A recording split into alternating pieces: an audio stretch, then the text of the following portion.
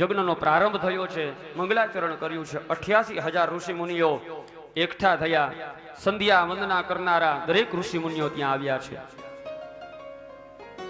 મહારાજ, તમે તો અત્યાર સુધીના અમને ઘણા બધા ધર્મશાસ્ત્રો બતાવ્યા, ઘણા વેદ શાસ્ત્રો બતાવ્યા, પણ હવે અમને એવી વસ્તુઓ કંઈક બતાવો કે જે જીવનની અંદર અમને તો અનુભવ ભગવાનનો કરાવે જ, પણ જે આ સાંભળે, જે આ શ્રવણ કરે, જે આ મનન કરે, એ બધાને પણ આનો અનુભવ થાય, ભગવાનની પ્રાપ્તિ થાય, એવું કંઈક તમે સાધન બતાવો.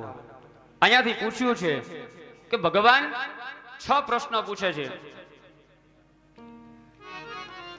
સૂતજીએ પૂછ્યું છે તમારું કલ્યાણ થાઓ. શ્રી કૃષ્ણ ગઈને અહીંયા કીધું છે પ્રાગટ્ય શા માટે થયું? ભગવાન કૃષ્ણ પરમાત્માનું પ્રાગટ્ય શું કામ થયું? શાસ્ત્રનો સાર શું છે? શ્રેય કોને કહેવાય? શ્રેયની પ્રાપ્તિ કેમ થાય? ભગવાનનું પ્રયોજન શું છે? અને કયા કયા અવતાર લઈ અને કઈ કઈ ભગવાને લીલાઓ કરી છે અમને કહો. અને છેલ્લો અંત સમયનો પ્રશ્ન કયો છે કે શું ભગવાન સ્વધામ ગમન ગયા પછી ધર્મ કોને આશ્રિત રહ્યો? એના પ્રત્યુત્તરમાં જવાબ આપે છે ભગવાન ને વંદના કરે છે નારાયણમ નમસ્કૃત્યમ નરમ ચૈવ નરોત્તમમ દેવીમ સરસ્વતીમ વ્યાસો તતો જયમુદીરયેત. ભગવાન નારાયણને પ્રાર્થના કરે છે, માં સરસ્વતીને પ્રાર્થના કરે છે, અને અહીંયા શ્રુત પુરાણીને તમામ પ્રશ્નના સરળ રીતે ઉપાય અહીંયા બતાવે છે. જીવનું કલ્યાણ શ્રી કૃષ્ણ ભક્તિથી જ થાય છે. પહેલા જવાબમાં કૃષ્ણ ભક્તિ આવે છે, બીજા જવાબમાં અંદર કહેવામાં આવે છે કે વ્યાસજીએ આ બધાનો શ્રેય શું છે? તો શ્રેય કોનાથી થાય છે? આનો સાર શું છે? તો એની અંદર વ્યાસજીને 18 પુરાણો જે બનાવ્યા છે એની અંદર કીધું છે અષ્ટાદશ પુરાણેષુ વ્યાસશ્ચ વચનમ દ્વય પરોપકારાય પુણ્યાય પાપાય પરપીડનમ.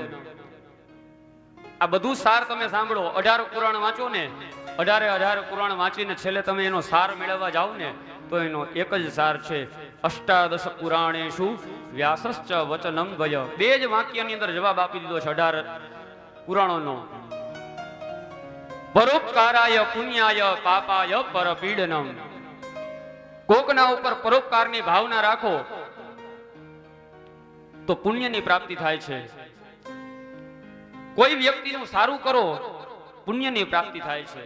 પરોપકારાય પુણ્યાય, આપણું તો શ્રેય થાય પણ આપણે સાથે સાથે બધાનું શ્રેય કરી એવી ભાવના રાખો. પરોપકારાય પુણ્યાય પાપાય પરપીડનમ. અને જો કોઈને પાપ તમે આપો તો ત્યાં તમને કષ્ટ પ્રાપ્ત થાય છે. પાપાય પરપીડનમ, અહીંયા પાપની વૃદ્ધિ થઈ જાય છે. આ રીતે બીજા પ્રશ્નનો જવાબ આપ્યો છે.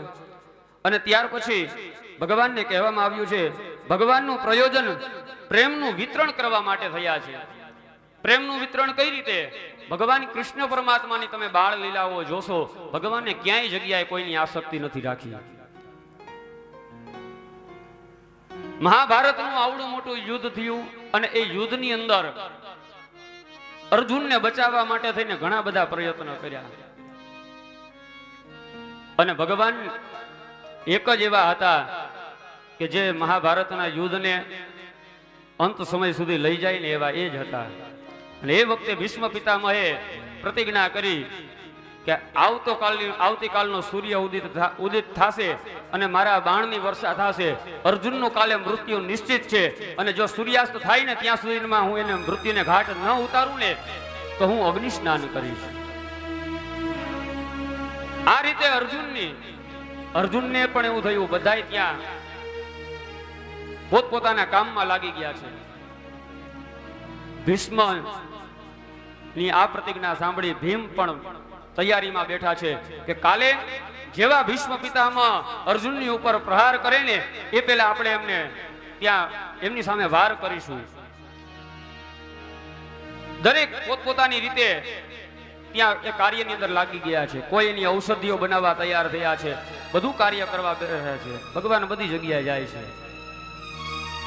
બધા કાર્યની અંદર નિપુણ હોય છે, બધા કાર્યની માટે થઈને જોવે છે કે આવતીકાલની તૈયારી શું છે, આ બધું જોવે છે. પણ એક જગ્યાએ જાય છે ને અર્જુનની આગળ, તો અર્જુન શાંતિથી સૂતા છે. અને અર્જુન શાંતિથી સૂતા છે ને ત્યારે એને ઉઠાડીને કહે છે કે અર્જુન, કાલે તો તારું મૃત્યુ થવાનું છે, અને કાલે તારું મૃત્યુ થાય છે ને તો એ મૃત્યુ માટે થઈને તને સેજે બીક નથી? કે બીક તો કોને હોય? કે જેની આગળ ભગવાન ન હોય ને એની આગળ બીક હોય. મારી પાસે તો તમે છો, મારે હવે બીવાની જરૂર નથી, કારણ કે તમે મારા રક્ષક છો. અને જો ભગવાનની પ્રત્યે એવો ભાવ રાખશો ને તો ભગવાન તમારો સારથી પણ બની જશે. એક બાણ પણ વાગવા નથી દીધું. મહાભારતના પ્રસંગની અંદર આપણે જાશું, ભીષ્મ પિતામહ માટે થઈને ભગવાન કૃષ્ણ પરમાત્માએ પોતાની પ્રતિજ્ઞા તોડેલી છે.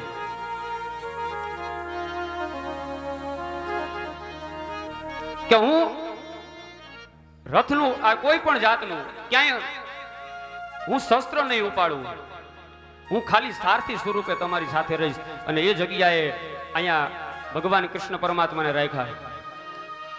અને એ જ જગ્યાએ જ્યારે ભીષ્મ પિતામહ અર્જુનની ઉપર વાર કરવા જાય ને ત્યારે એ જ પ્રતિજ્ઞાને ભગવાને એકવાર મૂકી દીધી છે. રથનું પૈડું લઈને હાથમાં દોડ્યા છે અને જેવા મારવા જાય ને ત્યાં તરત જ ભીષ્મ પિતામહ વંદના કરે છે, કહે છે કે વાહ વાહ. કારણ કે જો ભક્ત માટે થઈને ભગવાન પણ પોતાની પ્રતિજ્ઞા પૂરી કરી નાખે છે, એની તોડી નાખે છે. તરત જ કીધું છે, ધરતી માતાને એમ થયું કે કેમ આવી વસ્તુ બની ગઈ. ઘડીક વાર પહેલા તો અમને પ્રતિજ્ઞા કરીને ઘડીક વારમાં તો પ્રતિજ્ઞાનો ભંગ પણ. ઉપવસ્ત્ર નાખી દીધું છે ધરતી ઉપર. ધરતીને પણ કીધું છે કે તારી પ્રતિજ્ઞા તો મને યાદ જ છે, તું ચિંતા ન કર, આ પ્રતિજ્ઞા છે ને હું મારા ભક્ત માટે થઈને તોડું છું. ચોથા પ્રશ્નની અંદર ભગવાનના કેટલા અવતાર? તો કે 24 અવતાર. ભગવાનનો પહેલો અવતાર સનત કુમારનો છે, બીજો અવતાર છે વરહા ભગવાનનો, ત્રીજો અવતાર દેવર્ષિ નારદજીનો છે, ચોથા અવતારની અંદર નરનારાયણ ભગવાનનો અવતાર છે, પાંચમા અવતારની અંદર કપિલ ભગવાનનો અવતાર છે અને એને સાંખ્ય શાસ્ત્ર કહ્યું છે. છઠ્ઠા અવતારની અંદર અત્રિ અને અંશયાના અહીંયા દત્ત સ્વરૂપે ભગવાન, ત્યાં દત્તાત્રેય ભગવાનનો અવતાર કીધો છે. યજ્ઞ નારાયણ ભગવાનનો સાતમો અવતાર, આઠમા અવતારની અંદર ઋષભદેવનો અવતાર, નવમો અવતાર પૃથુ બનીને આવ્યા છે, દસમા અવતારની અંદર મત્સ્ય અવતાર કયો છે, 11મા અવતારની અંદર ભગવાને કુર્મ નારાયણ ભગવાનનો અવતાર કર્યો છે. કુર્મ નારાયણનો ભગવાનનો અવતાર પોતાને પીઠ ઉપર રાખવા માટે થઈ અને ભગવાનને આ કુર્મ નારાયણ બન્યા છે. 12મો અવતાર ધન્વંતરીનો બન્યો છે, 13મો અવતાર મોહિની બન્યો છે, 14મા અવતારે નૃસિંહ ભગવાન બન્યા છે, 15મા અવતારે બલિ રાજાના યજ્ઞની અંદર 3 ડગલાની અંદર સર્વસ્વ લઈ લીધું એવા વામન ભગવાનનો અવતાર કીધો છે. 16મો અવતાર પરશુરામજીનો કીધો છે. 17મો અવતાર વેદ નારાયણનો કીધો છે, જેને વેદોના વિસ્તાર કર્યા એમનો કીધો છે. 18મો અવતાર ભગવાન રામચંદ્ર ભગવાનનો છે. 19મો અવતાર અને 20મો અવતાર બલભદ્ર અને કૃષ્ણ થયા અને 21મો અવતાર બુદ્ધ તરીકે થયો.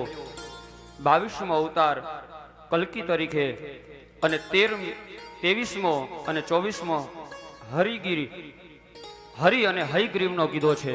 આ પ્રમાણે 14 અવતારની કથા બતાવી છે અને 5મો પ્રશ્ન કીધો છે. અને 5મા પ્રશ્નનો ઉત્તર દેતા કહે છે કે ભગવાન સ્વધામ ગમન ગયા પછી ધર્મ કોને શરણે જાશે? ત્યારે આપણે એના પ્રત્યુત્તરમાં કહે છે કે જ્યારે ભગવાન સ્વધામ ગમન જાય એ પછી ભગવાનનું જે વાંગમય સ્વરૂપ છે ભાગવતજી, બસ ભાગવતજી ના શરણે એ રહે છે. ધર્મ છે ભાગવતજીના શરણે રહેવામાં છે. આ પ્રમાણે 5 પ્રશ્નોના ઉત્તર આપ્યા છે.